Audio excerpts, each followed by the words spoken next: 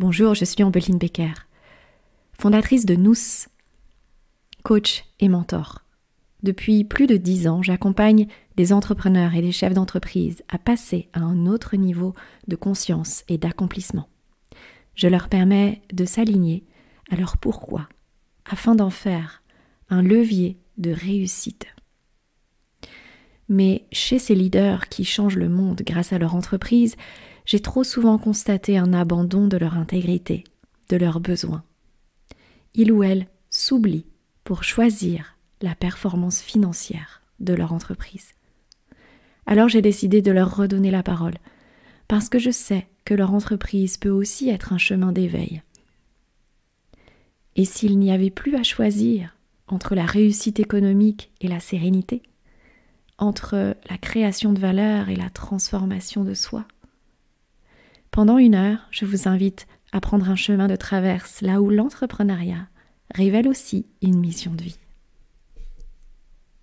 Pour ce nouvel épisode, j'ai la joie d'accueillir Gwenaëlle Gonzalez, qui est connue dans le milieu de l'entrepreneuriat comme une des fondatrices de Nuo, un acteur majeur sur le marché des cosmétiques bio et naturels qui a été créé en 2015 et qui à ce jour compte une 30aine de salariés et a atteint 5 millions d'euros de chiffre d'affaires en 2022.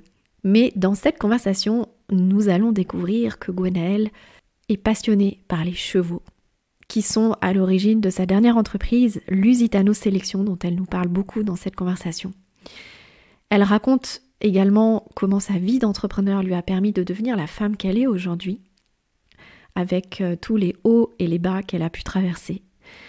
Elle parle de sa passion pour le cheval et du parallèle avec l'entrepreneuriat, de ses prises de conscience à propos de la santé mentale du chef d'entreprise ou du créateur de valeur, comme elle le dit, de toute la pression qu'elle a pu se mettre pendant 8 ans et qui l'ont amenée à avoir quitté Nuo en fin d'année 2022. Donc elle nous raconte également tout ça.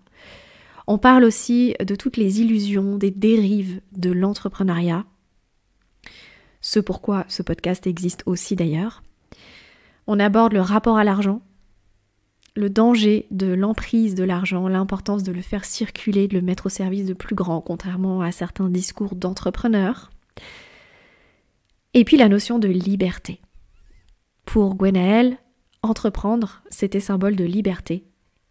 Et elle nous raconte ce réel apprentissage qu'elle tire de son expérience d'entrepreneur à propos de liberté et ce qu'elle souhaite créer aujourd'hui. Je vous souhaite une magnifique écoute. Bien évidemment, vous le savez, vos retours, vos commentaires, vos partages, vos 5 étoiles sont précieux pour nous. Merci de contribuer à ce podcast de cette façon. Et puis, si vous souhaitez contacter Gwenaëlle ou moi-même, vous retrouvez dans la description toutes les façons de nous contacter. Je vous souhaite une magnifique écoute. Bonjour Gwenaëlle. Bonjour Ambeline. Un grand merci d'avoir dit oui à mon invitation pour créer cette conversation ensemble. Merci de m'avoir invitée. Je suis ravie d'être avec toi sur cette discussion et ce podcast. Alors, comme je le disais en introduction, pour te présenter déjà, et même avant de te présenter, est-ce que tu aimerais dire où est-ce que tu es maintenant pour qu'on puisse t'imaginer dans ton environnement? Là, je suis dans ma maison. Je suis dans la partie dédiée maison d'hôte de chez moi, donc à l'étage, un grand étage sous comble avec vue sur l'étang du domaine. Parce qu'en fait, on a notre maison et la maison d'hôte en Sologne, donc dans 10 hectares de forêt. Donc voilà, ça me ressemble bien. C'est le côté nature, c'est très bien. Donc voilà où je suis aujourd'hui. Magnifique, et puis on peut bien t'imaginer. En tout cas, moi, je t'imagine très bien. Bon, après, je triche, je connais un peu les photos du domaine aussi. On mettra d'ailleurs tous les liens de toutes tes entreprises dans la description de ce podcast. Et je le disais en introduction avant de te retrouver, qu'effectivement, tu étais multi-entrepreneur, serialpreneur, comme on dit, déjà à l'âge de 30 ans. C'est ça. Tu as un parcours qui est extraordinaire, qui, en tout cas, moi, personne qui m'inspire beaucoup aussi. Alors, les gens te connaissent par Nuo, dont on va certainement parler aujourd'hui, mais il n'y a pas que Nuo il n'y a pas eu que Nuo dans ta vie.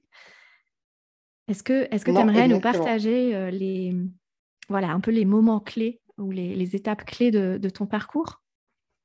Oui, bah avec plaisir. Je vais essayer d'être synthétique parce que sinon on est là pour 2, 3 jours facilement. Non, non, je plaisante. Les grands moments clés de ma vie.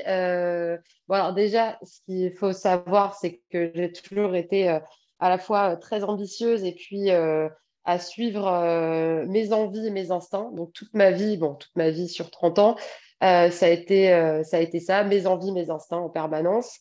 Donc moi, j'ai fait une prépa et pour intégrer Sciences Po que j'ai eu au concours. Et moi, à la base, depuis que j'étais au début du collège, je voulais faire magistrature. Donc rien à Hmm. voir. C'est pas du tout ce qui m'attendait parce qu'en fait, je me suis dit que finalement, ça allait être compliqué de rentrer dans un moule. Ça me correspondait pas. Et en fait, je pense que le tournant de ma vie, ça a été de partir à l'étranger pendant ma 3e année à Sciences Po, parce en tant qu'étudiant Sciences Po, on doit tous partir à l'étranger et on a le choix entre Erasmus et un stage professionnel à l'étranger. Et tous mes amis partaient en Erasmus ou en ambassade en Australie, en Amérique latine, aux États-Unis, etc. Et moi, fait 15 heures de voiture et je suis partie au Portugal. Voilà. Donc, c'est très bien pour aller travailler dans les chevaux, dans l'univers du cheval lusitanien, qui est là, les chevaux, c'est le grand amour de ma vie et le lusitanien également. Et donc, je suis partie pendant un an travailler au milieu des chevaux, voilà, dans un élevage et puis aussi dans le tourisme. Et Hmm. ça a été un moment décisif parce que c'était un moment où je suis devenue très indépendante et où je devais me débrouiller toute seule. Je parlais très mal anglais, je parlais pas un mot de portugais. Et où là, je me suis dit, bon, va falloir quand même te débrouiller. Et parce qu'avant, je l'étais pas du tout. Et je stressais rien que pour un appel à EDF, ce qui est compliqué quand même. Hmm. Voilà. Hmm. Et ça a été le grand déclic de ma vie. Et c'est d'ailleurs à la fin de mon année au Portugal que j'ai eu l'idée de Nuo. Et je suis revenue en France avec cette idée que j'ai portée sur un concours d'étudiants entrepreneurs. C'était, quand j'y pense quand même, cet enchaînement, il est un peu fou. Et puis, ben voilà, à la fin de ma 4e année, la société était juridiquement créée et voyait le jour commercialement, donc avec mes deux associés, Maxime et Julie, en novembre 2015, alors que j'étais encore étudiante pendant une année de césure. Donc ça, c'est Hmm. voilà le grand départ de ma vie entrepreneuriale. Mes parents n'ont pas compris ce que je faisais. Déjà, ils ont eu peur que je reste vivre au Portugal.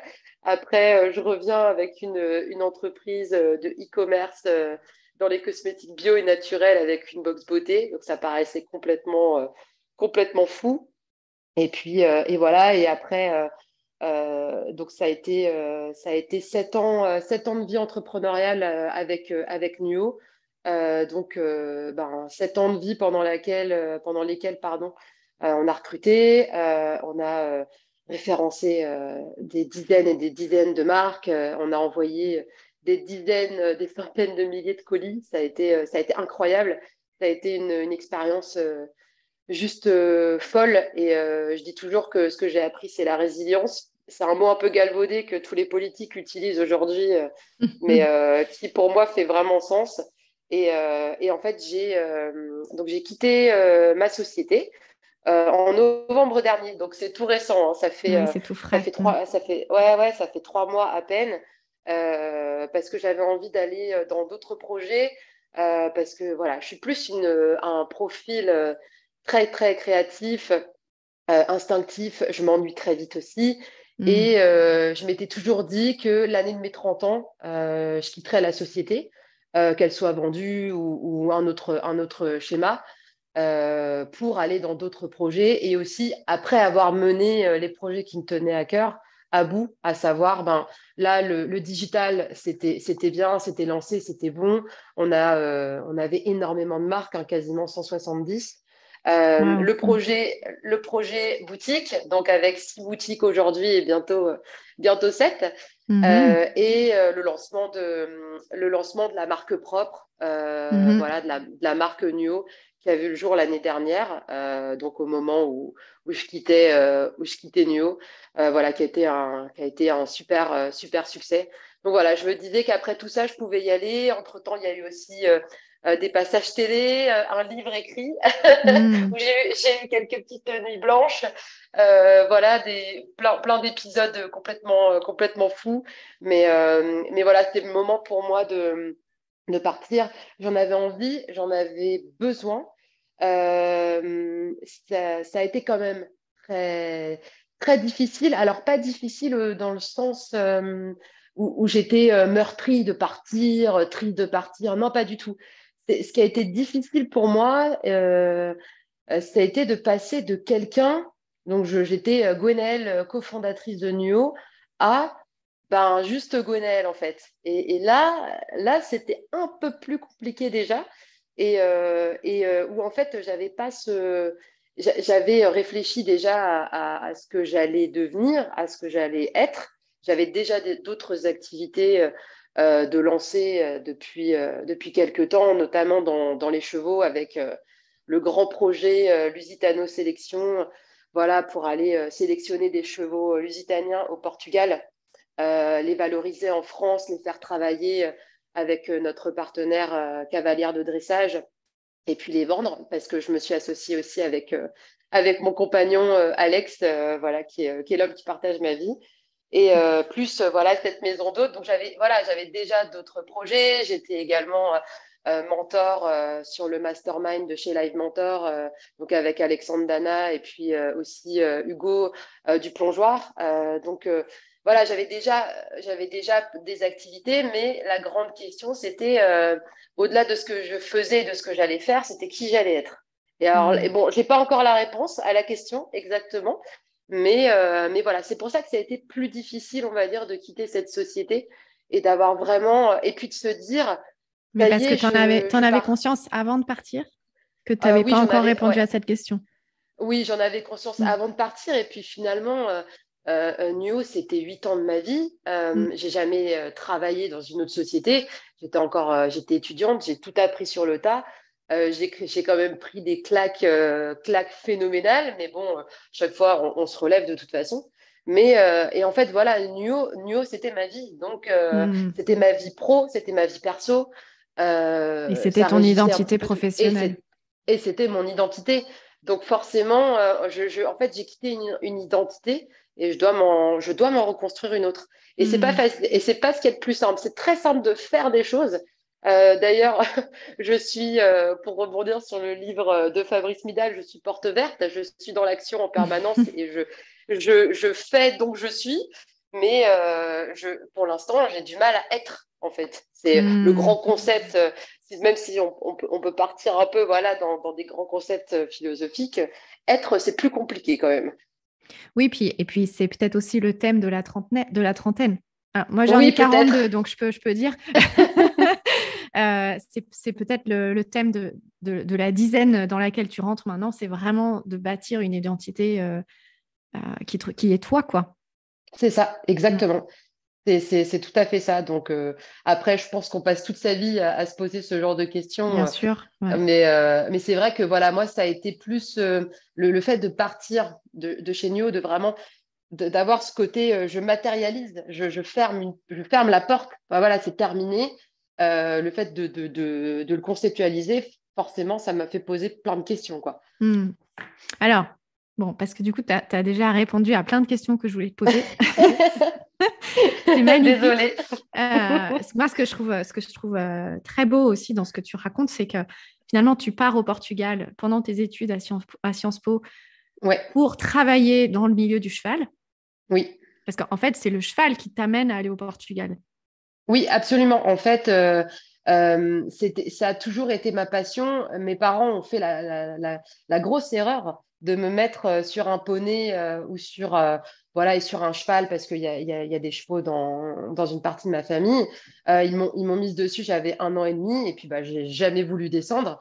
Donc moi, c'est quelque chose qui m'a jamais, jamais quitté et les chevaux ont toujours été là à des moments très importants aussi. C'est ce qui se Hmm. passe souvent hein, quand on est passionné de chevaux. Les chevaux sont toujours là à un moment assez clé. Ah Ça a oui, oui, réveillé une oui, vocation chez toi. Et donc, ce que je trouve complètement. magnifique, c'est que finalement, c'est le cheval qui t'amène à Nuo. C'est le cheval qui m'amène à Nuo. Alors, je ne sais pas exactement quel est le lien. Je ne vois pas trop encore. C'est compliqué de Ouais. savoir, mais en fait, si tu veux, quand je vivais au Portugal, j'étais passionnée de plein de trucs. Enfin, en fait, tout me passionne. Si je me prends de passion pour quelque chose, je fonce Tu vas à dedans. fond. Hmm. J'y vais tout de suite. Et en fait, là, donc juste avant de partir au Portugal, moi, j'étais déjà fanat de produits de beauté, cosmétiques, les magazines féminins, tout ça. J'étais dingue de ça. Un côté très, très, très, très fille. Et en fait, quand j'étais au Portugal, je ne trouvais pas les produits comme je voulais. Et il n'y avait pas cette conscience du côté sain des cosmétiques, comme on Mhm. commençait à l'avoir en France, de tout le mouvement Healthy qu'on commençait à avoir en France et puis dans d'autres pays. Et ça y était pas encore au Portugal, alors que j'étais au milieu de la nature, que je pouvais courir tous les jours, faire du sport, que j'étais à cheval. Enfin, j'avais un lien, en fait, j'avais un lien avec moi pour prendre soin de moi qui était dingue, mais j'avais pas Hmm. il me manquait les cosmétiques. Et en fait, tout Hmm. ça, ça a fait que ce projet est né et aussi parce que je me suis rendu compte en travaillant dans les chevaux et en étant un peu mon propre maître, parce que j'ai eu un premier maître de stage, donc Thiago, qui était avec qui d'ailleurs j'ai toujours beaucoup de liens que je vois régulièrement au Portugal, donc qui est éleveur de chevaux. Et, euh, et en fait, il me disait que il me disait que j'étais ingérable parce qu'en fait, je bossais exactement comme je voulais bosser. Je pouvais bosser toute la nuit s'il fallait, sortir des projets, arriver avec 3000 idées le matin, le pauvre, je n'en pouvais plus. Et en fait, voilà, le fait de travailler avec Thiago, déjà, je me suis dit, OK, ça va être compliqué de travailler dans un autre contexte où j'aurai moins de liberté, moins de possibilités d'évoluer comme j'ai envie et dans un univers qui me passionne. Et puis après, j'avais travaillé dans un autre endroit plus axé tourisme. Ça s'est un petit peu moins bien passé parce que justement, j'avais trop ce côté entrepreneur et entreprenant. Hmm. Et du coup, ça m'a un peu cassé. T'étais trop On m'a sauvage, en cassé. fait. Ouais, en fait, j'étais trop. En fait, c'est ça. J'étais. Je prenais ça tellement à cœur que j'y mettais toute mon énergie, j'y mettais toute Hmm. ma volonté, tout ce que je pouvais. Et en fait, Hmm. c'était vu comme trop. Et après, j'étais jeune, hein, j'avais qu'une vingtaine d'années. Et je me suis dit, OK, je vais devoir rentrer dans les rangs. Et puis finalement, pas du tout. Je suis pas du tout rentrée dans les rangs. Absolument pas. À la preuve, l'idée de NUO, elle a commencé l'été, mon dernier été là-bas. Donc voilà. Mais c'est vrai que j'étais tout le temps au milieu des chevaux. Tout le temps. Mais je vois pas Magnifique. encore le lien entre NUO et les chevaux. Mais bon, voilà, je finis l'année où je quitte NUO. Il y a ce projet Lusitano Sélection qui est né et qui me tenait tellement à cœur. C'est un rêve incroyable qui se réalise parce que j'avais toujours dit que j'y reviendrais, que je reviendrais aux chevaux parce que c'est un monde qui est difficile. Et ce que je dis toujours, c'est que c'est paradoxal. Le monde du cheval, c'est un monde qui est dur. Humainement, j'entends les gens entre eux, le business, c'est dur, alors que le cheval, c'est un animal incroyable, d'une sensorialité dingue. Et il y a tout ça à côté qui noircit le tableau, et je trouve ça complètement paradoxal en fait. Donc Parce nous, qu'il y a l'argent en jeu, c'est ça, il y a c'est beaucoup ça, d'argent ouais. en jeu, c'est un monde d'argent et je trouve que le cheval a cette noblesse et en fait le marché ne représente pas cette noblesse. Et puis c'est ce que je dis toujours aussi, c'est dingue qu'on soit là on est en 2023, pourquoi on s'intéresse encore aux chevaux en 2023 alors qu'on Hmm. a toute la technologie, la techno, les réseaux, tout. Pourquoi on s'intéresse encore aux chevaux? C'est ça que je trouve incroyable, quoi. Mhm, c'est Donc, vrai. Hmm. ouais. Et moi, je les ai jamais lâchés, ils m'ont jamais lâché non plus. Et on Et essaye de puis, ramener en tout cas de la noblesse avec Lusitano Sélection, ça c'est oui, clair. c'est ça. Et en fait, tu sors du paradigme dont on parle beaucoup aussi dans l'entrepreneuriat et dont on a souvent parlé toutes les deux, qui est cette croyance de devoir choisir entre l'argent ou le Ouais, cœur, finalement. c'est ça. Et Ouais, là, avec exactement. Lusitano Sélection, tu casses ce paradigme. Ouais, complètement. Là, c'est en fait, on répond d'abord à la passion et à la beauté du cheval parce que c'est le cheval qu'on aime en premier. Hmm. Et parce que voilà, il est hors de question d'aller dénaturer le cheval ou de nous dénaturer nous, pour du business. Voilà, Ouais, et puis ça fait partie de nos valeurs. le cheval transmet tellement d'amour. C'est ça, Ouais. tout à fait. Euh, donc c'est magnifique. Donc on remettra aussi bien évidemment le lien vers Lusitano Sélection. Moi je me régale de voir les posts de Lusitano Sélection sur Instagram avec ces chevaux qui sont d'une beauté, d'une Ah, ils élégance. sont beaux. Ouais, Et puis, ils sont enfin, il y a magnifiques. effectivement, il y a tellement d'amour. Donc voilà, donc merci Gwenaëlle Avec d'incarner avec ce plaisir. projet, avec Alexandre, d'incarner que l'amour peut être la priorité. Et que Avec ça plaisir. empêche pas de créer de la valeur, ça empêche pas de faire circuler l'argent, en fait, hein. Non, c'est clair. Mais Complètement. voilà, faut remettre un petit peu les points sur les i et les choses à leur juste place. Ouais, tout à fait. Et puis là, c'est vrai que donc dans cette aventure, on est trois, donc avec Alex, mon compagnon, et puis Marie, qui est cavalière pro de dressage et qui est devenue voilà mon amie aussi. On s'entend incroyablement bien. On s'est rencontrés sur Facebook, ce qui est quand même improbable. Mais je sais pas, il y a eu cette Hmm. connexion, il y a eu cette connexion qui s'est faite avec Marie, Donc vous Paul êtes et trois associés, ouais, on est trois comme chez sur. Nuo finalement. C'est Ouais, c'est drôle. ça. Ouais. Ouais, il y a encore deux filles, un gars. Ouais. Ouais, ouais, tout à fait. Et donc, Marie est dans les Hautes-Alpes. Marie est belge. Ouais. Elle est originaire de Belgique. Et elle a travaillé avec voilà, des très beaux élevages au Portugal, des cavaliers avec une renommée de dingue. Et en fait, ce qui est fou, c'est qu'elle a elle a ce talent, cette douceur, cette patience. Elle a cette connexion qui est dingue. Et en fait, elle a ce don que moi, j'aurais rêvé d'avoir, en fait. Et elle est capable aussi voilà, de faire d'un cheval qui va être peut-être compliqué ou qui aura eu un vécu un petit peu compliqué. Elle va prendre le temps de comprendre. Elle va tout essayer. Elle va tester plein de choses pour que ça se passe bien et pour que le cheval soit bien, en fait. Hmm. Et ça fait quand même toute la différence, vraiment. Et c'est une personne que j'aime énormément et qui est devenue très importante dans ma vie aujourd'hui. De toute façon, on s'appelle, on s'écrit tous les jours.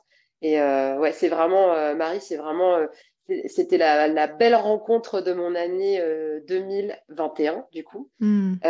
Et en fait, je suis arrivée au bon moment dans sa vie et elle dans la mienne. Donc voilà, je pense qu'il n'y a pas Hmm. de hasard de toute façon. Bien sûr. Euh, alors, il y avait une question que je devais te poser au début que je t'ai pas encore posée. Oui. Avec quoi t'aimerais que les auditeurs repartent de notre conversation? Oh là là, Maintenant, on a ça abordé déjà beaucoup de choses. oui, ça c'est une question très difficile. Euh, J'aimerais peut-être que les personnes qui nous écoutent, enfin, repartent en se disant, OK, je vais accepter peut-être de m'écouter plus, mais dans le sens enfin, accepter d'écouter ses envies aussi. Hmm. Et ouais, peut-être accepter d'écouter ses envies et aussi son instinct et de pas suivre une voie, comment dire, qui est dictée par quelqu'un d'autre ou quelque chose d'autre, en fait. Hmm. Ouais, c'est peut-être ça que c'est quelque chose que je me serais souhaité aussi, parce qu'on peut se perdre en chemin, hein, ça nous arrive tous. Mais ouais, je souhaiterais ça, ouais. Ça serait super qu'il y ait plus d'écoute de ses propres envies et de son propre instinct, parce que Hmm. on oublie souvent les deux. Ouais. Et puis, ça va tellement bien avec l'énergie du cheval, ce que tu dis. Oui, Le côté c'est un vrai, peu tout à fait. instinctif, sauvage, voilà, que cette fougue nous inspire. Ouais, ça serait top. Ça serait très, très Hmm. chouette. Et d'ailleurs, enfin, moi, je trouve ça hyper intéressant aussi de faire tout ce parallèle entre le dressage du cheval dans le respect de sa nature sauvage, de son instinct. Ça m'a toujours interpellée, en fait. Et un jour, quelqu'un m'a dit que le cheval aimait être dressé, aimait être en compétition, etc. Qu'est-ce que tu en penses de ça, toi? Alors, c'est difficile de faire une généralité parce que chaque cheval est différent et qu'en fait, non, tous n'aiment pas ça. Il y a des chevaux qui aiment avoir ce cadre, qui aiment être dressés, qui aiment être mis en valeur, etc. D'autres qui n'aiment pas du tout la compétition, la pression que ça peut apporter. En fait, chaque cheval est très différent. Et ce qui est intéressant, c'est de juste prendre un peu le temps quand même de les regarder, de les écouter et de se dire, OK, celui-ci, qu'est-ce qui va faire qu'il est différent de l'autre et comment je peux faire aussi pour que sa vie soit adaptée à ce qu'il a envie, à ses choix en fait. Parce Hmm. que les chevaux savent très bien s'exprimer, ça c'est une certitude. Ils s'expriment très très bien si on accepte encore une fois de les écouter.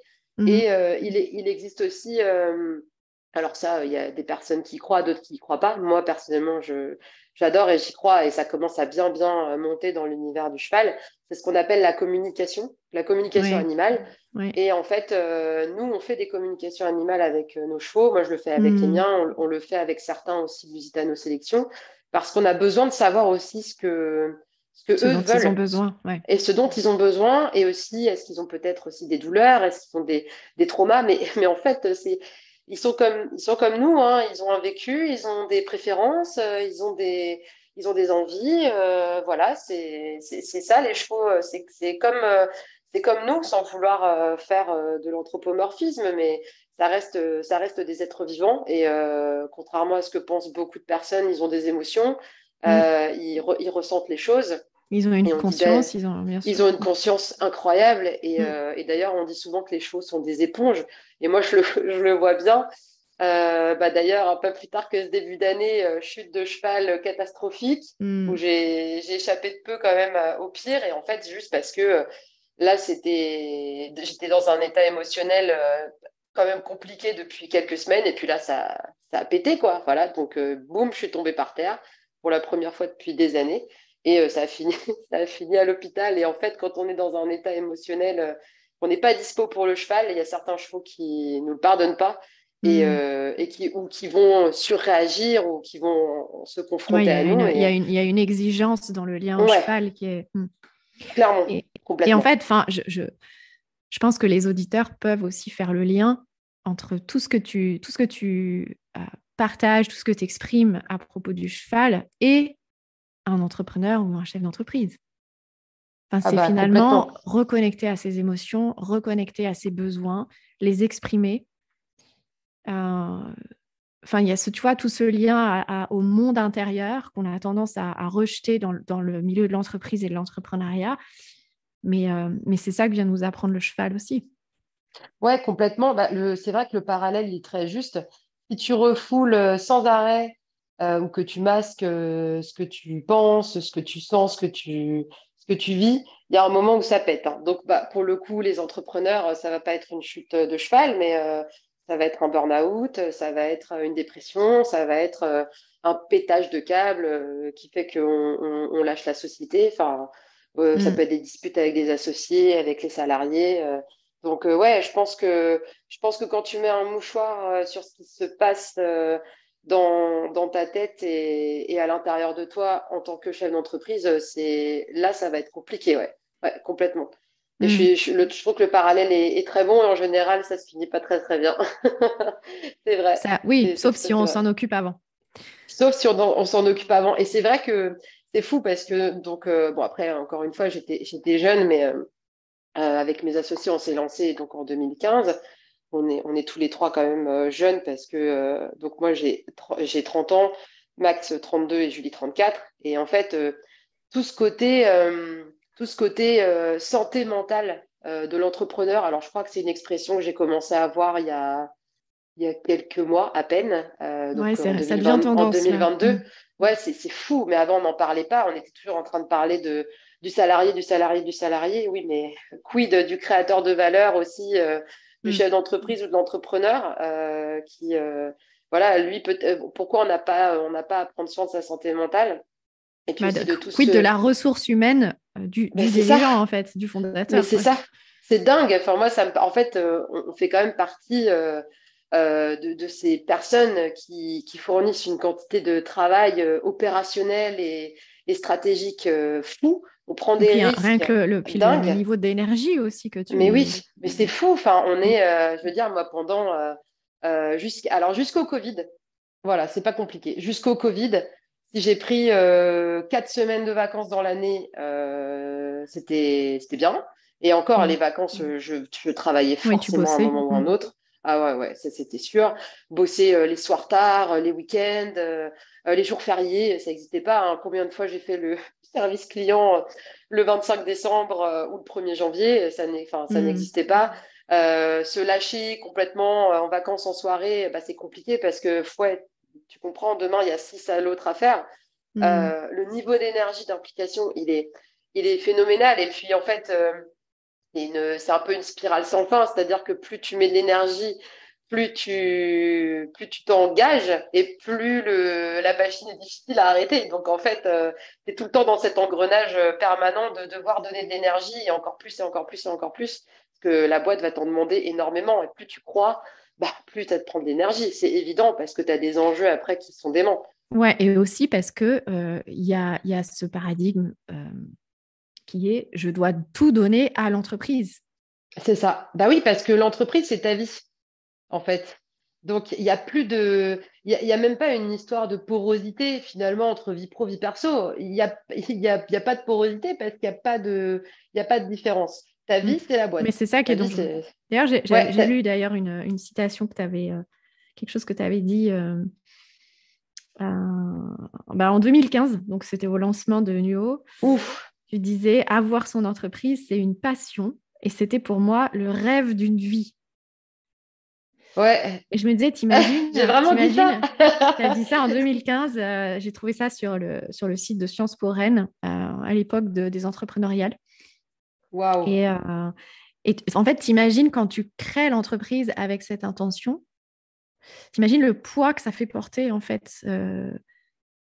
Alors, je dis pas du tout ça pour te faire culpabiliser, c'est juste, Ah non. mais tu vois, T'inquiète. t'imagines en fait l'intention. Et je sais qu'il y a énormément de créateurs d'entreprises qui créent leur entreprise en mettant toute leur vie dedans. Ah Et en oui, oui, fait, oui. ça fait porter un poids immense à l'entreprise. Et bien évidemment, ça en vient à être dans le sacrifice de l'intégrité du fondateur, parce que effectivement, Ouais. sa vie n'est pas l'entreprise. Bah non, c'est clair. Ah ben non, je reviens pas. J'ai dit ça, Et dingue. oui, et donc Oui, je mais voulais te demander, oui. est-ce qu'aujourd'hui tu dirais la même chose?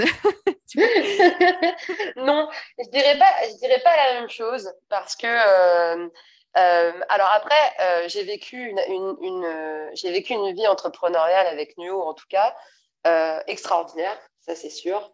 Même s'il y a eu beaucoup de bas, beaucoup de hauts, ça a été dingue. Ça m'a appris beaucoup de choses aussi sur moi, même si je suis pas fan des bilans, je suis pas très fan de ça, mais ça m'a appris quand même beaucoup de choses. Ça fait ce que je suis aujourd'hui et ça fait toute ma vie d'aujourd'hui. Mais le rêve d'une vie, je reviens pas d'avoir dit ça. Non, je pense que quand j'ai dit ça, j'avais la fleur au fusil parce que je démarrais et parce qu'en fait, j'étais dans cette idée j'étais dans cette idée et cette croyance, c'est quand même fou parce que je pense que je suis pas trop naïve et pas trop bête, mais j'étais vraiment dans cette idée que c'est dingue, j'ai créé ma boîte, je vais être ma propre boss et je vais être libre. En fait, pour moi, monter sa Hmm. boîte, c'était synonyme d'être libre. Oui, J'ai ce qui toujours, est une ouais, ouais, croyance qui est très très fréquente. complètement. Il y a même J'entends beaucoup toujours oui. d'entrepreneurs qui deviennent entrepreneurs pour être libres. Ah, mais oui, oui, c'est dingue. Et en fait, ouais, ouais, c'est incroyable quand j'entends certains entrepreneurs, chefs d'entreprise que j'accompagne aussi en coaching, mentoring, etc.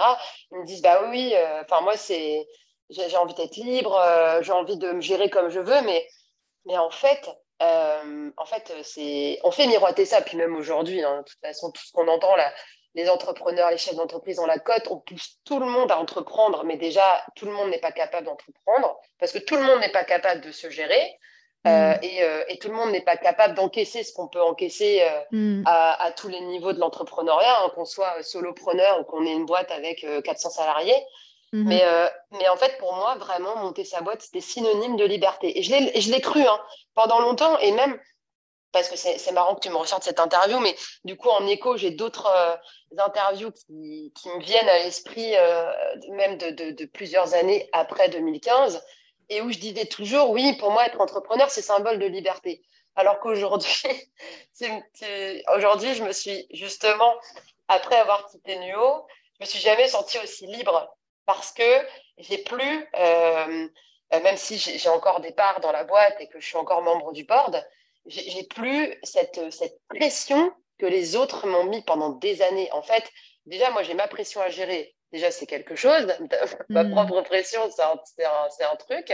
La pression du regard des autres qui est toujours là.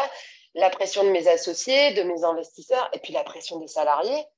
Et où tu rentres dans ce schéma, quand même, accessoirement, j'aime pas dire ça, mais tu es le boss. Et pendant des années, tu dis, ouais, il faut que j'arrive le premier le matin et je reparte le Ouais, faut que dernier le soir. j'assure, quoi. Ouais, Mais elle est où ta liberté si tu ouais. fais 7 heures du mat, 21h, Hmm. elle est plus là. Et en fait, non, moi, Nuo n'a pas été symbole de liberté. Alors, symbole Alors, de... est-ce que, vas-y. Vas-y, vas-y. Non, non, vas-y. Enfin, justement, je me disais, et si Nuo avait été vraiment un apprentissage de ce qu'est véritablement la liberté pour toi? Ouais, je pense beaucoup plus parce que ça rejoint ta question rejoint ce que j'allais dire.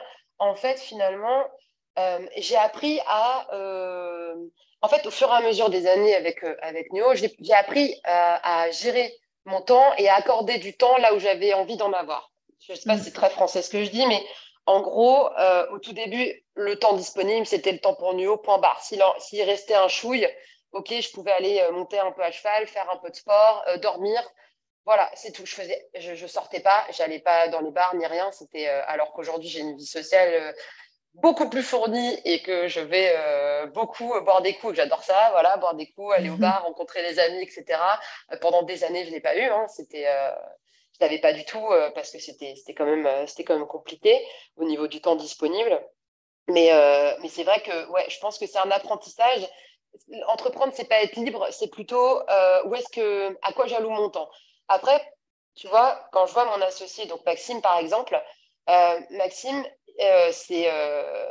c'est une personne Ton qui, associé chez Nuo, je le précise ouais, pour les... absolument. Et en fait, lui, par rapport à moi, il est profondément passionné par le fait, enfin, par le boulot, par le fait de bosser. Il n'y avait pas forcément il avait pas forcément ce besoin d'aller allouer du temps à d'autres choses, même si il a appris à le faire, parce que lui, sa passion, par exemple, c'est la moto, les randos moto, etc. Mais c'est vrai il avait beaucoup moins le besoin que moi d'aller dans ce côté, je vais souffler à côté de Nuo et je fais en sorte que mon temps à côté de Nuo soit aussi important que le temps que je Hmm. donne à cette boîte. Parce Et donc, que je pense que c'est Maxime, ça lui, il l'apprentissage. a... est-ce que finalement, Maxime, lui, il cherchait autre chose que la liberté en créant Nuo? Oui, je pense qu'il cherchait autre chose. Je pense que lui cherchait plus une ambition qui est toujours là d'ailleurs, une ambition et puis le fait de vraiment construire quelque chose de grand en fait, de Hmm. très grand, de très Mhm. très grand. Alors que moi, je disais toujours, c'est fou quand même. Enfin, j'ai eu l'idée, j'ai créé une boîte qui est devenue une machine infernale que j'arrive plus à arrêter en fait. Hmm.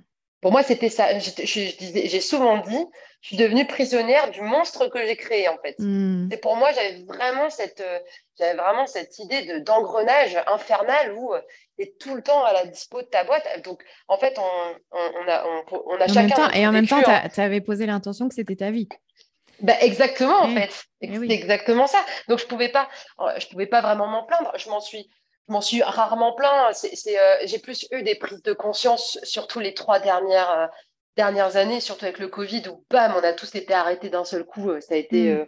mais moi, le Covid, ça a été extraordinaire, hein. Moi, je suis d'accord. En fait, on peut recommencer. C'était génial. Franchement, on nous a bloqués de mars T'avais à déjà mai. ton domaine? Non, Non. justement, l'idée est venue Ouais. pendant ce confinement-là. Voilà, encore une fois, du grand Gwenaël, avec l'impulsivité au rendez-vous. On sort du Covid, un mois après, enfin, on se dit, tiens, ça peut être génial. Donc, avec Alex, mon compagnon, cette idée, ça peut être dingue, machin. On visite la maison, coup de cœur, bim, on prend. Voilà, c'est du grand Gwenaël. Franchement, niveau réflexion, on est proche de zéro et impulsivité, on est proche de 100. C'est exactement ça. Non, il y a plein, et puis il y a plein de succès de cette façon aussi, hein. Oui, c'est vrai, mais j'ai toujours fonctionné comme ça, hein. À Mm. l'instinct, l'impulsivité, voilà, c'est un peu ma méthode de fonctionnement. Mais voilà, c'est vrai que pour revenir à cette histoire de temps et de liberté, non, j'ai pas été libre avec Nuo parce que tu peux pas être libre en créant une boîte qui a des dizaines de salariés, qui lève des fonds, qui a des projets tout le temps, qui doit rendre des comptes, qui a créé de l'endettement, qui a créé de l'emploi. C'est pas possible, c'est pas possible. Tu as différents types de salariés aussi. Donc, tu as ta logistique qui commence avant toi, tu as ton e-commerce qui tourne en permanence, tu as tes boutiques aussi qui tournent le week-end quand toi, es censé te reposer. Il n'y a pas de temps mort. Et en Mm. fait, quand je parle d'absence de liberté, c'est pas, en soi, c'est pas, je dis pas que c'est mal ou que je regrette, pas du tout. C'est juste un état de fait. C'est que Mhm. ton cerveau, ton attention, ton énergie sont en permanence sollicités et portés sur ta boîte. Quoi que tu Mhm. fasses. Voilà, Et tu même vis les pas, et tu apéros. vis pas de la même façon avec Lusitano Sélection. Ah non, non, pas du tout. Puis je me suis, voilà, j'ai voulu me détacher aussi émotionnellement et puis me dire non, je veux plus, en fait, je veux plus penser à ma boîte quand j'ai décidé que c'était pas le moment, en fait. Donc, Mm. quand je suis à cheval, je suis à cheval. Quand je bois un coup, je bois un coup. Quand je suis en vacances, je suis en vacances parce que Mm. je peux pas être perturbée. Tu vois, tu pars en vacances et puis ton associé qui t'appelle, qui dit bon là, il y a un problème, machin. Faut qu'on arrive à résoudre ça. Et puis tu passes 3 heures au téléphone ou 3 heures sur tes mails à résoudre le truc alors que tu avais prévu autre chose. Combien Mm. de fois ça m'est arrivé et ça te stresse et puis enfin voilà. Et c'est pour ça que je dis que la liberté, non. Pour moi, c'était pas de la liberté, c'est sûr. C'était ma vie, certes, mais c'était pas de la liberté. Mais pour autant, j'ai vraiment appris maintenant à gérer mon temps et à me dire, OK, calme-toi. Si là, tu travailles pas, c'est pas grave. Si tu crées pas de la valeur là pendant 2 heures, c'est pas grave, personne va mourir. Parce que Mm. j'avais un, mais même encore aujourd'hui, un sentiment de culpabilité de pas créer de la valeur, mais énorme. Enfin, ça m'arrive encore d'ailleurs de des fois bosser le dimanche, bosser le samedi, ne serait-ce qu'une heure, Mhm. juste pour me dire, ok, c'est bon, ok, c'est bon, tu Ouais, vois, j'ai voilà, fait ce que j'avais à faire j'ai et fait ouais. des trucs, c'est bon, voilà, Mais après, je pense que c'est mon fonctionnement aussi et que j'adore ça, hein. Moi, créer des choses, créer de la valeur, c'est quelque chose que j'aime beaucoup faire de toute Oui, mais façon. et puis c'est aussi un autre paradigme collectif qui est ce qui crée de la valeur, ce sont mes actions. Ouais, Ça, c'est aussi une exactement. énorme croyance dans l'entrepreneuriat. Ah oui, ah bah C'est moi, je suis pile poil dedans. ouais, l'entreprise fait du chiffre d'affaires si moi je fais des actions pour ça. Sinon, il se passe rien. Exactement, Et donc là aussi, il y exactement. a une emprise en fait qui se crée entre l'entreprise et son fondateur. Ouais, complètement. Bah oui, parce que tu as cette croyance que si je suis pas là, si je n'agis pas, si machin, ça va pas le faire. Mm. Donc c'est vrai que c'est vrai que c'est compliqué. Et en fait, si tu veux, moi j'ai eu un gros coup de pavillon. Donc du coup, c'était en 2021, été 2021. J'ai un gros coup de pas bien. Je dirais pas que j'ai fait un burn-out ou quoi, parce que j'aime pas mettre des Oui, étiquettes j'allais te demander d'ailleurs, je puis j'en sais sais pas si tu rien. en as fait un ou pas. Mm. Je sais pas, j'en sais rien. Peut-être que c'en était un, C'est peut-être un que peu la pas. Je mode, sais hein, pas. tu sais, peut-être tu devrais le dire. Je sais pas. Ouais, ouais, je devrais peut-être le dire que j'en ai fait un. Non, je pense que je le dirai pas parce que on a tous nos moments de down et j'ai pas envie de mettre d'étiquette dessus. Et Mm. voilà, j'étais pas au fond du trou, mais en tout cas, j'étais pas au top de ma forme. Déjà, ce qui m'arrive pas trop, c'est que là, j'avais besoin de dormir, mais de dormir, dormir, dormir. Mm. J'avais aucune énergie créative, j'avais pas d'idée, c'était dur. Et en fait, ce qui s'est passé pendant ces quelques mois, c'est que donc Max me disait, c'est dingue, j'ai besoin de toi, mais t'as pas d'idée. Et Mm. il me reproche, et je lui ai déjà dit, hein, j'en ai déjà parlé, mais il me disait, mais t'as pas d'idée, quoi. Enfin, t'as pas d'idée là, il faut que t'aies des idées, il faut que t'aies des idées. Donc Ah, déjà, parce que pour tu moi, étais la la source pression, finalement bah, créative de ouais, l'entreprise. parce que voilà, j'étais liée au market, que j'étais liée au commercial, etc., le côté branding, créa. Donc forcément, les idées, la plupart, je les avais. C'est mon profil créatif, hein. De toute façon, on était tous complémentaires. Et il me disait, mais t'as pas d'idée. Et je disais, non, j'ai pas d'idée, je suis sèche là, je n'ai pas Et d'idée. oui, c'est ça. C'est Tu pouvais plus horrible, c'est donner en horrible. fait. Tu pouvais Non, plus je donner. pouvais plus. J'étais le désert du Sahara, j'étais une sécheresse. Mais Mm. pour moi, c'était horrible parce que la pression était énorme et aussi parce que les membres de mon équipe venaient me voir en me disant, bah, Gwen, est-ce que ça va? Ça se voit que tu as moins d'énergie que d'habitude et du coup, comme tu as moins d'énergie, bah, nous, on en a moins aussi et la boîte, elle a moins d'énergie. Et en fait, Hmm. ça peut paraître complètement anodin quand on te dit ça, tu vois. Mais tu vois, moi, je m'en souviens de ces phrases, en fait. Pour moi, ça a été une source de pression Ah bah énorme c'est parce que énorme, ouais. je me suis dit, putain, mais pardon, j'ai dit un gros mot, mais je me suis dit, mais comment je fais si je peux même pas avoir une phase de pas bien ou si je veux partir, en Hmm. fait. Je fais Bien sûr. Hmm. comment je fais? Et mon but à ce moment-là, quand j'ai eu ce déclic-là, qui a été quand même difficile, ça a été de me dire, OK, à partir de ce moment-là, je fais tout pour ne plus du tout être indispensable, même à Oui, un c'est tout petit ça, que l'entreprise ne peu. dépende plus de toi. Hmm. Je voulais plus du tout, en fait. Donc, Mais voilà, en c'est là. fait, l'entreprise, elle a pris ta vie, Bah ouais, quelque part. bah oui, c'était ça. Et Hmm. c'était compliqué. Et même des fois, je rentrais dans des états de nervosité extrême. Je pouvais piquer des colères. Donc, ça, le pauvre Alex, il en a subi plein. Mais je pouvais passer d'un état tout à fait normal, serein, à monter dans les Hmm. tours, mais tellement j'étais nerveuse et stressée, en fait. Mais voilà, encore une fois, Et, c'est mon cas et ça a été sur une période. Et puis, ça a été aussi le déclic pour me dire, OK. Maintenant, je vais changer de braquet et puis je vais commencer à préparer mon départ ouais. parce que ça va pas le faire. Et comment ça aurait pu être différent, cette expérience pour toi, si peut-être tu t'étais autorisé à recevoir de ton entreprise?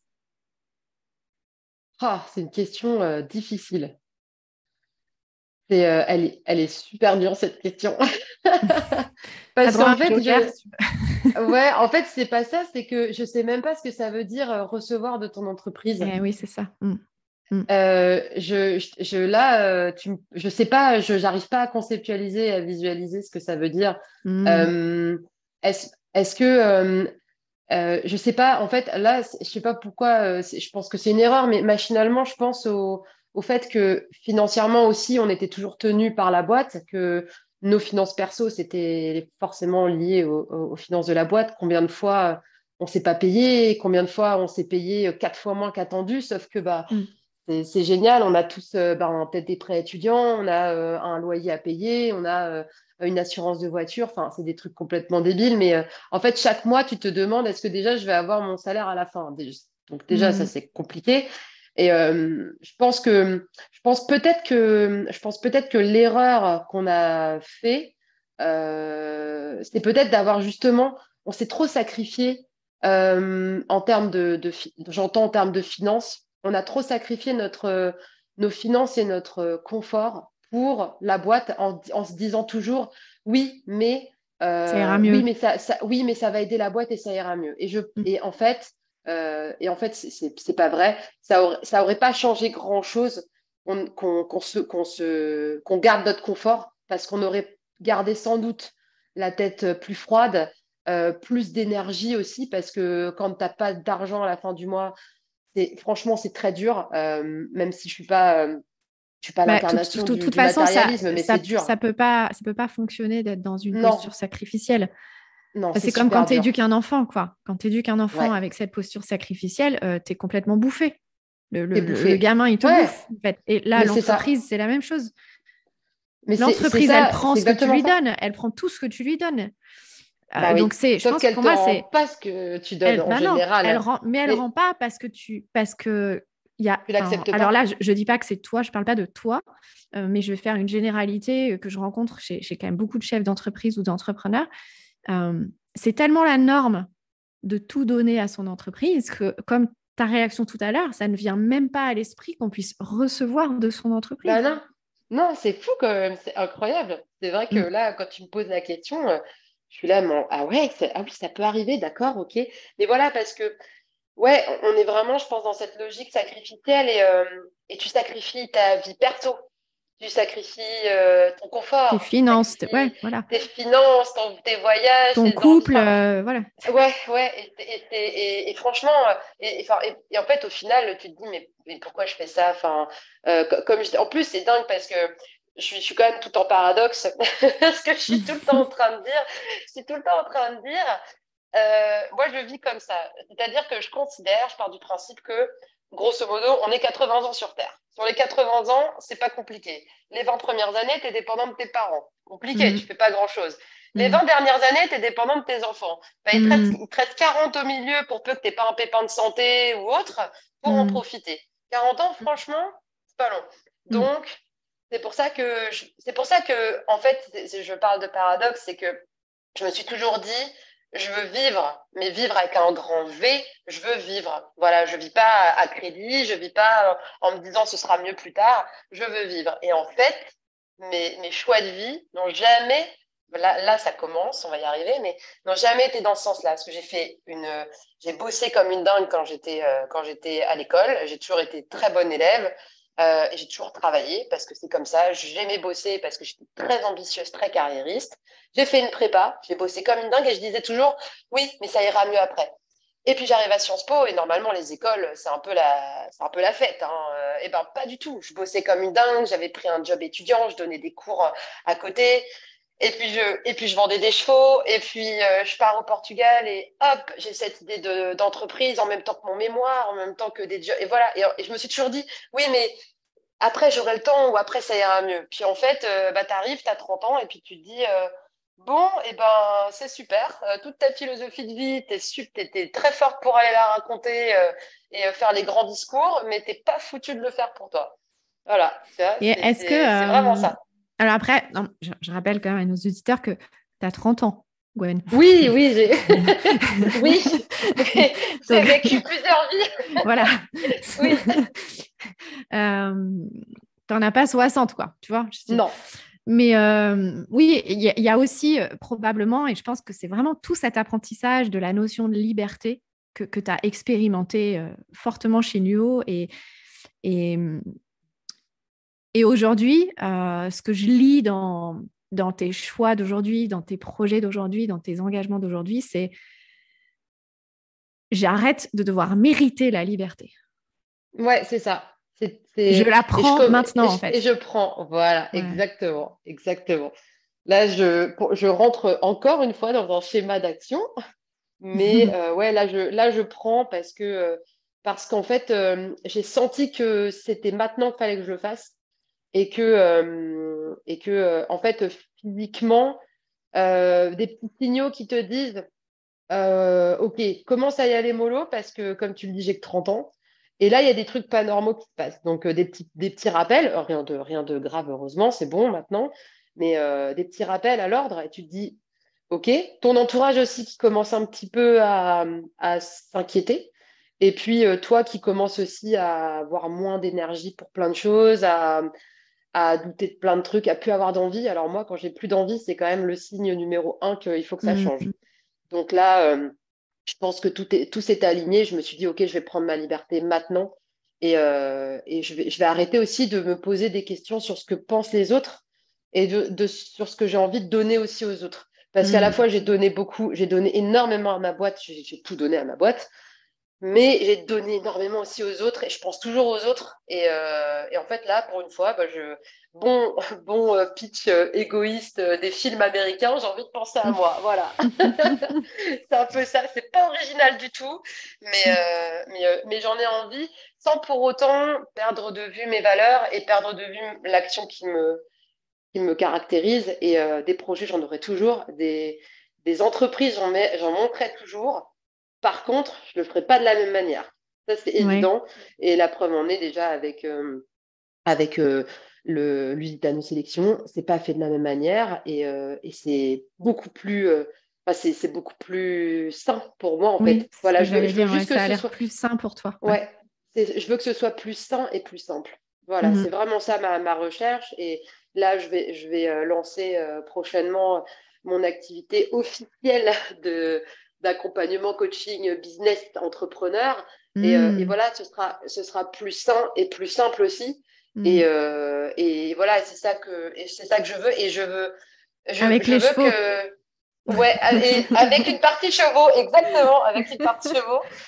Ça va arriver. Et en fait, ça me rappelle, de toute façon, cette phrase d'Alexandre Dana, donc pour les personnes qui nous écoutent, le fondateur de Live Mentor que tu connais bien aussi, Omblin, Et qui est qui est passé notre premier épisode. exactement, qui est passé sur le podcast. en fait, il a écrit et dit cette phrase, il faut que l'entreprise soit à votre service et pas le Oui, contraire. bah, Et en c'était fait, ça. moi, cette phrase, ça peut paraître être des portes ouvertes, mais la claque, quand j'ai lu cette phrase, je me suis dit, mais ok, je me suis dit, mais c'est dingue, quoi, la claque, l'apprentissage en une phrase. Et oui, maintenant, ma vie, c'est comme ça. C'est d'abord ma vie Mm. et après le business. Voilà. Ouais. Et plus Et inverse. exactement. Et c'est un peu ça, c'est l'entreprise à ton service, mais il faut se l'autoriser et il faut s'autoriser à recevoir. C'est ça, Euh, exactement. Ah, j'ai loupé le fil de ma pensée, Tu vas le retrouver. mais c'est pas grave. Finalement, en fait, le cadeau et l'apprentissage, tu parlais de résilience tout à l'heure, mais est-ce que le véritable apprentissage de cette première expérience entrepreneuriale avec Nuo, est-ce que ce ne serait pas la liberté? Si, si. Franchement, c'est clairement ça. Liberté, le rapport au temps aussi. Mais si, pour moi, c'est ça l'apprentissage. Hmm. Ça, c'est clair, ouais. Et Hmm. puis, euh, et puis aussi, le fait, quand je parlais de résilience, c'est plus cette capacité qu'on a qui est dingue. Enfin, quand je pense à des choses qu'on a vécues, mais je me dis, mais la force mentale qu'on peut avoir, mais devant des situations où tu te dis, mais c'est pas possible. Enfin, nous, il y a plein de fois où on a failli couler, mais quand je dis couler, c'est vraiment couler fort. Et en fait, tu te mets dans un état d'esprit de dingue, mais de dingue. Et tu es capable de soulever des montagnes. Et en fait, moi, c'est toujours cette capacité à rebondir quoi qu'il arrive que j'admire le plus, en fait, chez les chefs d'entreprise, chez les entrepreneurs, parce que pour moi, ils matérialisent ça, le fait de rebondir. Et moi, j'ai réussi à le faire, en fait. Donc, Mhm. maintenant, je le réalise. Sur le moment, tu ne le réalises pas. Tu peux te laisser abattre, hein, je dis pas, hein, attention, hein, je suis pas en mode superwoman, hein, pas du tout, hein, des nuits à pleurer, j'en ai passé plein. Des week-ends où je suis arrivée chez mes parents, je me suis mise à pleurer, ils comprenaient rien de ce qui arrivait parce que juste j'arrivais pas à payer mon loyer et que la boîte c'était la Hmm. catastrophe. Enfin, tu te mets dans des états pas possibles et tout, et tu arrives toujours à rebondir. Tu as un gros down, ça dure quelques heures, et pas après, tu retrouves une énergie de fou. Et pour moi, c'est ça aussi ouais, le grand apprentissage, c'est on peut résister. Franchement, je pense qu'on peut résister à tout, quoi. C'est incroyable, et c'est la force mentale, c'est comme un muscle, ça s'entraîne, ça se travaille et tout. Et quand je vois ce à quoi on a résisté, ben ouais, je suis fière de nous parce on a eu des épisodes quand même difficiles. Après, attention, toute proportion gardée, on parle d'un business, on parle d'une entreprise. Voilà, on sauve pas des vies, hein, voilà, c'est quand même, pour nous, c'était quand même très important. Mais ouais, je suis fière Bah, de vous contribuez quand même à ce sauver la parcours on est passé. planète. Oui, c'est vrai, c'est vrai. Mais tu vois, voilà, je suis fière de ce parcours qu'on a pu passer et puis je suis fière de moi, ouais, de ce que j'ai réussi à surmonter. Et c'est des Hmm. choses que j'aime transmettre aussi aujourd'hui. J'aime bien me dire que ouais, tout est possible. Tout est possible à partir du moment où tu l'as décidé. C'est ta force mentale qui va faire toute la différence. Ton énergie, ta force Hmm. mentale. C'est vraiment Oui, ça. et j'ajouterais euh, la capacité à se détacher de l'argent. Ah oui, ça. Et ça, c'est dur, hein. Hmm. Ah, ça, c'est dur. Quand t'as réussi, est-ce que vraiment on réussit exactement à le faire? Je sais pas, je pense qu'il y a toujours un petit reste ou une petite anxiété qui doit rester quelque part. Mais je te rejoins complètement. Quand tu t'es détaché de ça et que tu arrives à te dire, c'est pas grave, ou c'est un problème comme un autre, oui, là, t'es passé à un niveau supérieur. Et Hmm. je pense que j'y suis passée. Je Ouais. pense que j'y suis passée. Ouais. Et justement, quel est ce lien à l'argent avec Lusitano Sélection? Bah, le lien à l'argent, c'est aujourd'hui, c'est tout simplement, c'est bête et méchant. On vend et puis on va aller, et le but, c'est de vendre pour aller resélectionner d'autres chevaux, en fait. Mhm, mhm. Il y a même pas, il y a pas Ça cette idée circule en fait. d'enrichissement. Ouais, Ouais, il y a cette idée de circularité parce que ouais. tant que ça circule, ça veut dire que le rêve existe, tu vois. Mhm, Et mhm, si ça s'arrête de circuler, le rêve s'arrête. Donc je mhm. dis pas des moments difficiles, on en a déjà eu hein, quelques-uns, Mais tu te dis, bon, bah, écoute, on va se détacher un petit peu de ça, on va se dire que c'est pas grave, et puis on en aura certainement d'autres, et puis dans toutes les activités que je pourrais monter ou qu'on pourra monter, il y en aura des moments de moins bien, mais en fait, moi, je vois plus l'argent comme, aujourd'hui en tout cas, je vois l'argent comme juste comme un outil, un moyen, une ressource, surtout Mm. pas une fin, Mm. surtout pas une fin, parce que, en fait, je pense que la fin, enfin, quand tu vois l'argent comme une fin, tu prends pas les bonnes décisions et ton mindset est pas génial, quoi. Voilà, Exactement, ouais. et, et en plus de ça, on parlait de liberté. J'ai souvent considéré l'argent comme ma porte pour la liberté. Et oui, mais comme Erreur, beaucoup, hein. Mm. erreur. Comme beaucoup, et oui. Énorme erreur parce que où s'arrête l'argent en fait. En fait, ton passeport pour la liberté, il a quel prix? Mm. Quel prix tu lui Exactement. donnes et où est-ce que Mm. ça s'arrête? Donc ça s'arrête jamais. Il y a plein de milliardaires qui se sentent pas du tout libres. Exactement. Bah oui. Donc c'est Parce que, pas. enfin, on parlait c'est- d'emprise avec son entreprise, mais il y a aussi l'emprise de l'argent. Enfin, et l'emprise de Exactement, ouais. l'entreprise vient de l'emprise de l'argent, en fait. Oui, tout à fait. Je Mm. suis complètement d'accord. Et voilà, c'est un moyen, c'est un outil, c'est pas une fin, quoi. Voilà, c'est moi, C'est une ressource, c'est un flux. En fait, c'est un Oui, flux de l'entreprise, c'est comme, ça. comme un flux d'énergie, comme un flux de temps, comme un flux de matières premières. Ce sont des flux. Ouais, c'est exactement ça. Et en fait, c'est ce que je dis très souvent d'ailleurs, notamment à mon compagnon Alex, c'est l'argent, ça va, ça vient, et quand on veut vraiment, quand on a vraiment besoin, tu le trouves. Bien Voilà. sûr. Mm.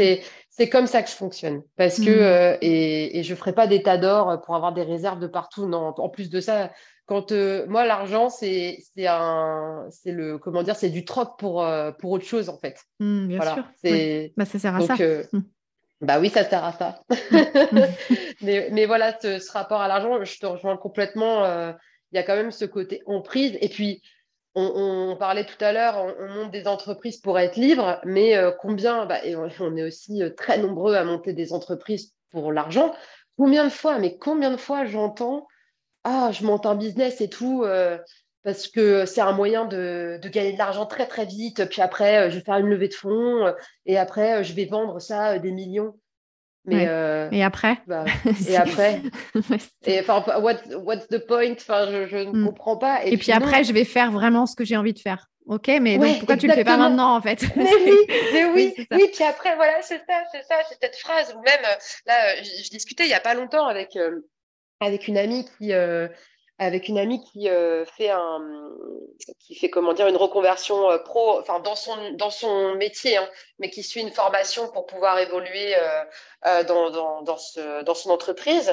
Et donc elle suit des cours notamment de management et des cours d'entrepreneuriat. Je serais quand même curieuse Mhm. de Mhm. savoir ce que c'est un cours d'entrepreneuriat. Mais tu sais Et que j'ai fait, moi, un master entrepreneuriat en deux mille mais quatre. alors, mais alors, oh, en 2004, oh, ça devait être En génial. 2004. Donc, Ah ouais. l'entrepreneuriat n'était pas ce qu'il est aujourd'hui, hein. Non, c'est clair, c'est clair. Mais en fait, ce que j'aimerais bien savoir, c'est ce qu'on apprend aux gens, parce que moi, ce qu'elle me disait, donc elle me connaît très bien, elle connaît l'envers du décor. Elle me dit, tu te rends compte, Gwen, toutes les personnes qui sont dans le cours, ils arrêtent pas. Quand on leur demande c'est quoi un entrepreneur ou enfin, pourquoi devenir entrepreneur, bah, si on dit entrepreneur, c'est pour gagner beaucoup d'argent sans trop bosser Hmm. et rapidement. Mais Hmm. je ne sais pas si tu imagines, est-ce que la réalité de l'entrepreneuriat, c'est ça? Je ne suis pas certaine. Non, c'est n'importe quoi. Euh, c'est pas vrai. Enfin, franchement, pour en connaître, on en connaît hein, des entrepreneurs, on en connaît Hmm. énormément dans tous Hmm. les domaines. Je ne crois pas que gagner de l'argent facilement et rapidement, c'est la définition de l'entrepreneuriat. C'est faux. C'est faux et c'est quelque chose qu'on veut nous faire avaler. Et c'est pour ça que on promeut en permanence l'entrepreneuriat, mais non, c'est pas vrai. C'est un parcours qui est quand même difficile. Et puis, si gagner de l'argent et tout en bossant 4 heures par semaine, c'était si simple, je pense que tout le monde le ferait, quoi. Oui, puis faut quand Donc, même pas oublier que l'entrepreneuriat, c'est quand même une source de business pour l'État qui est colossale. ah bah oui, ça c'est Donc, clair. Ah bah quand voilà, oui, tu pousses tout enfin, le monde à entreprendre, c'est disons les facile. choses, hein. Bah voilà, je veux Oui, dire. bah quand tu entreprends, t'es plus au pôle emploi, enfin, en tout cas, t'es pas catégorisé comme chômeur. Donc déjà, ça Mm. aide à réduire fictivement le chômage. Mais oui, mais c'est vrai. Mais je trouve trouve ça dommage de sans arrêt pousser les gens à devenir entrepreneurs. Et puis, comme si c'était devenu le nouvel Eldorado social. Mm. Si t'es pas entrepreneur, t'es nul. Ouais, quand t'as presque honte de dire que t'es salarié. Enfin, où tu as des gens, enfin c'est dingue, des fois je fais des soirées et puis bon, forcément, j'ai longtemps vécu ce côté d'être un CV vivant, parce que dès que les gens savaient ce que je faisais, la soirée s'arrêtait, tout le monde me posait des questions. Mais ça, c'est le cas de beaucoup d'entrepreneurs. Et en fait, après, les Et puis gens, maintenant, c'est encore pire, j'imagine. Tout le monde doit croire que tu as pris un gros chèque et Bah, pour l'instant, ça va parce que je reste dans mes sphères connues, privées, donc ouais, c'est bon. ouais. Non, et puis de toute façon, en fait, je fais en sorte de pas trop en parler parce que j'aime, enfin, en fait, j'aime pas, comment dire, que toute l'attention se mette sur moi comme ça, là, d'un seul coup, et que Mm. je sois presque une bête de foire. Enfin, Mm. ça reste une sphère pro. Et ce qui est dingue, c'est qu'après, si on me demande ce que je fais, machin, etc., après, les gens, ils ont honte de me dire ce qu'ils font. Mais, enfin, Mm. Parce pourquoi qu'ils se t'as sentent honte? inférieurs, tu penses? Ouais, ouais, Ouais. complètement. Il y a un sentiment d'infériorité et souvent j'entends la phrase, non mais oui, mais moi, je fais pas autant de choses que toi ou oui, enfin moi c'est moins passionnant que toi quand même. Mais enfin Mm. c'est pas un concours et en fait la question c'est si t'es heureux, c'est ce qui compte, non? Donc Mm. enfin en fait voilà, il y a pas de il faut pas se dire tout le monde doit être entrepreneur, doit être chef d'entreprise. Non, c'est chacun fait déjà ce qu'il a envie de faire, là où il se sent Oui, je bien, pense que c'est là où ça, il en fait. s'épanouit. En fait, C'est c'est ça déjà qui est de important. savoir ce qui est important pour soi Exactement. et de se donner l'autorisation d'y répondre, en fait.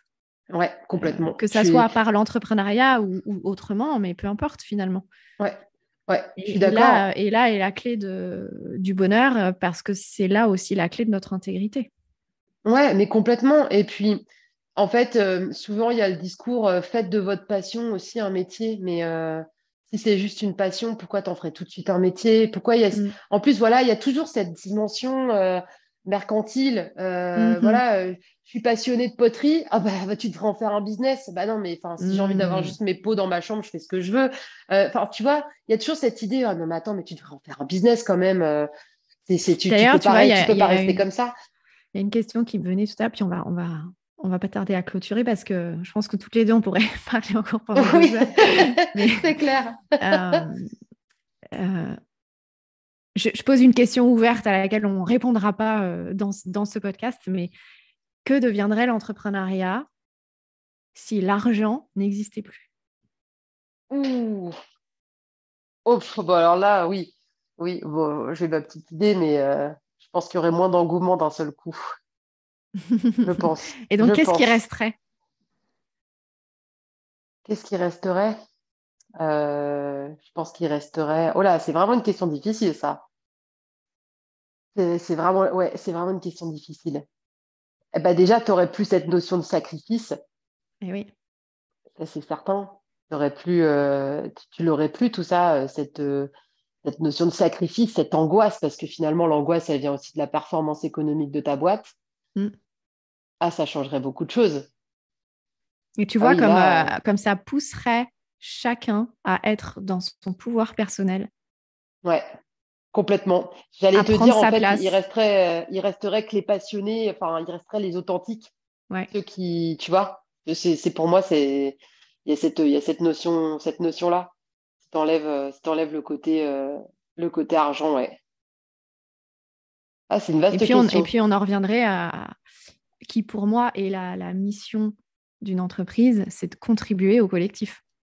Oui, ouais, complètement. Oui, il y aurait Il y a une utilité d'autres, sociétale. ouais, c'est ça. Il y aurait d'autres enjeux complètement. Il y aurait ces idées de solidarité, d'entraide, Mm, de soutien, de bienveillance. Ouais, mm, complètement. Ouais, mm. je suis d'accord. Et donc, on serait dans quelque chose de circulaire, en fait. Oui, tout à fait. Mm, D'échanges, mais non mercantile. C'est mhm, ça. mhm. Et donc, s'il y avait... Mais tu sais, j'ai souvent cette discussion parce que euh, aussi, ben, moi, je navigue beaucoup dans la sphère de la spiritualité, etc. Et il y a beaucoup de personnes dans la spiritualité qui croient et qui disent qu'un jour, l'argent n'existera plus. Que le nouveau monde ou qu'un monde meilleur, ça serait un monde sans argent. Et souvent, quand j'ai ce genre de sujet dans mes accompagnements, je pousse la personne à imaginer vraiment un monde sans argent. Et à chaque fois, on en vient à quelque chose qui revient un peu à ce qu'on disait. Si vraiment il n'y avait plus d'argent, on serait obligé d'assumer complètement notre potentiel, Ouais. Alors là, ce serait. puisqu'il n'y aurait aucun c'est- moyen de comparaison. Non. Bah non, t'aurais pas. Non, non, c'est vrai. Et Ça donc, à chaque fois, serait. je dis, Waouh. mais on a quand même encore beaucoup de chemin à faire avant d'en Oui. arriver là. Ah Ne oui, oui, plus avoir aucun moyen de comparaison. ah ouais, ça serait. Je sais pas si ça pourrait. J'ai pas idée de si ça peut exister, si ça peut exister un jour. Je t'avoue, Je ne sais pas. Et on le je saura sais pas. peut-être pas. Non, Mais je voilà. saurais pas te dire. Vaste Donc, sujet. ouais, puis c'est une belle façon aussi d'arriver à la fin de notre échange. Euh, j'ai 3 dernières questions Oui. pour clôturer cette conversation. Qu'est-ce que tu aurais envie de partager à propos de tes priorités, ton actu des 6 prochains mois? Euh, eh bien, bah déjà, voilà, ce sur quoi je travaille, mais je prends mon temps pour que ce soit, pour une fois, je prends mon temps pour que ce soit bien fait et que ce soit vraiment ce que j'ai envie de faire. Et donc, c'est cette activité, voilà, d'accompagnement, de coaching des entrepreneurs. Je ne sais pas exactement quelle forme, parce que j'aimerais aussi intégrer une partie avec les chevaux. Enfin, voilà. Donc Hmm. ça, c'est ce qui va en tout cas voir le jour dans les 6 prochains mois. Bah, toujours les chevaux, évidemment, avec des allers-retours au Portugal, j'espère très très vite, mais ça c'est évident. Et puis me reposer un petit peu pour la première fois Hmm. presque de ma vie. Mais quand je dis me reposer, c'est pas dormir ou quoi, c'est juste faire un peu tout ce que j'avais envie de faire et où j'étais, bon, je ferai ça plus tard quand j'aurai vraiment le temps ou non, ça viendra plus tard, ça viendra plus tard. Donc voilà, Prendre du temps pour je- toi. ouais, je vais prendre un petit peu de temps. Je vais prendre un petit peu de temps pour moi. Je vais recommencer un peu à lire aussi. Enfin voilà, des choses Hmm. toutes bêtes. Hmm. Mais voilà un peu le Mais programme et importante. Ouais, l'actualité. Ouais, exactement. magnifique. Et alors, je pourrais encore partir là sur ton pourquoi pour, pour aller trouver, tu vois. Mais bon, là, c'est ma posture de coach qui prend le dessus. Qui aimerais-tu entendre dans ce podcast, Gonel? Ah, oh là là, il y a quelqu'un que j'adorerais entendre. C'est Morgane Césalori de Cézanne. Hmm. Ouais, Yes, ouais. c'est une personne que j'aime beaucoup. Je l'ai jamais rencontrée, hein, attention, mais je sais pas. C'est une personne que j'admire énormément, que j'aime beaucoup. Ce serait ouais Morgane de Cézanne. Hmm. Très belle idée. J'espère avoir l'honneur de la recevoir dans ce podcast. J'espère, ce serait génial. Ce serait top. Et puis pour terminer, Gwenaëlle, avec quoi toi tu repars de cette conversation? Euh, je repars avec plus de clés pour comprendre aussi mon expérience entrepreneuriale, ce qui m'aide aussi à savoir un peu plus qui je vais être Hmm. dans le sens euh, professionnel et puis un peu personnel. J'aime beaucoup cette leçon par rapport à la liberté. C'est une clé que je n'avais pas. Ouais, je repars avec ça. Je repars avec ce rapport à la liberté parce que j'avais Hmm. pas la clé, j'avais pas eu l'échange opportun, j'avais pas eu le recul ou les bonnes questions. Et c'est une clé qui est très intéressante pour moi en fait, qui est très importante aussi, je pense. Magnifique. Et c'est peut-être la clé de ce nouveau projet d'accompagnement. Ouais, c'est peut-être une des clés Hmm. complètement. Ouais, ouais. Hmm. Mais c'était une très très belle conversation et effectivement, ça aurait pu durer des heures. On va continuer en off. Avec Euh, plaisir.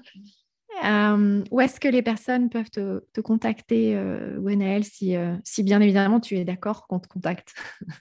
Alors, ben, le plus simple, c'est de me contacter via Instagram. Comme ça, après, je donne mes coordonnées, que ce soit pour les chevaux, le coaching, Hmm. juste une discussion, la maison d'hôte. Donc, sur mon Instagram, Gwenelle Gonzalez, tout simplement. On me Et ce sera reconnaîtra, mis. il y a plein de chevaux. Ouais, non, mais je mettrai le lien de ton Insta dans la description ainsi que le domaine, Lusitano Sélection. On mettra également Nuo. Bien sûr, Un très bien. immense merci, Gwenaëlle, pour cet Merci échange si également. riche. Oui, c'était Et top. puis, C'était un vrai bon moment. on te souhaite vraiment le meilleur pour cette année 2023. Merci beaucoup. Merci beaucoup, Ombline. Waouh!